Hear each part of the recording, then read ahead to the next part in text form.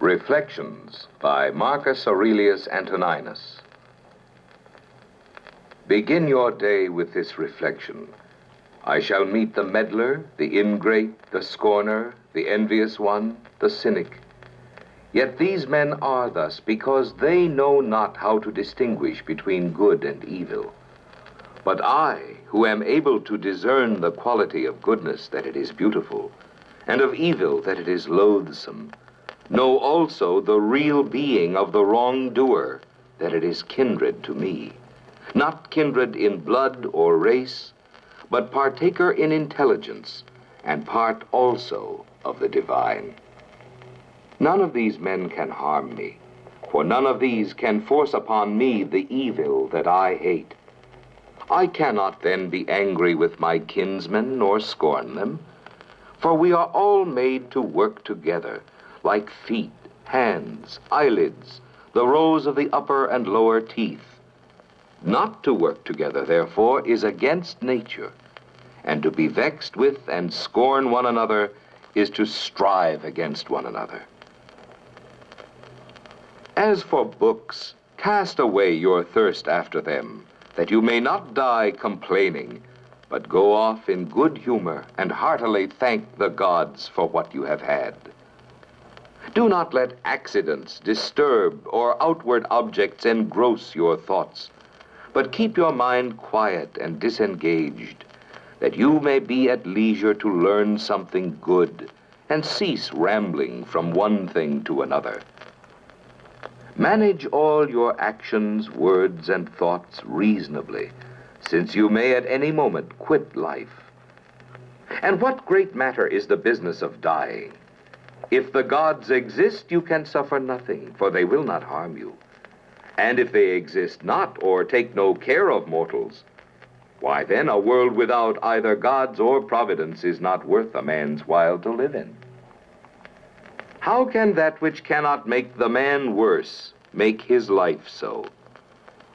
I can never be persuaded that the universal nature neglected these matters through want of knowledge, or having knowledge yet lacked the power to prevent or correct the error, or that nature should commit such a fault through want of power or skill as to suffer things really good and evil to happen promiscuously to good and bad men. Now, living and dying, honor and infamy, pleasure and pain, riches and poverty, all these things are the common allotment of the virtuous and vicious, because they have nothing intrinsically noble or base in their nature, and therefore, to speak properly, are neither good nor bad. Our life is but a point in time. Our bodies hasten to their decreed decay, dull the perception and the soul confused, the future a mystery, and glory vanity. In brief, the things of the body are a stream, the things of the soul a dream and a mist, life itself a battle, the sojourn of a traveler, and fame oblivion. What then shall guide man aright?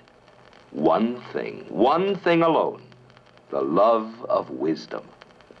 And this is wisdom, to keep the divine spirit within us serene, undefiled, high above pleasure and pain, acting always thoughtfully, simply, sincerely, not dependent upon another man's action or his inaction, accepting all that befalls or is decreed unto us, as coming thence whence we ourselves have come.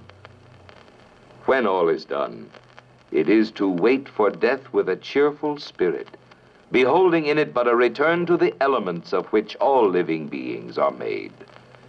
If no harm befall these elements in their eternal transformation, why should man dread evil from the change and dispersion of the elements of which he is composed? This is in accord with nature, and what is in accord with nature has nothing within it of evil. Hippocrates cured many diseases. Himself he could not cure. The Chaldeans foretold the death of others, and then fate snatched them away in their turn. Alexander, Pompey, Caesar utterly demolished cities, totally destroyed in battle tens of thousands of footmen and horsemen, yet they themselves at last went hence. Heraclitus, after many conjectures concerning the burning of the world by fire, met his own fate by water within and mud without. Vermin destroyed Democritus, and human vermin Socrates. The lesson then? You have embarked, sailed, arrived. Disembark. If to another world, the gods are there also.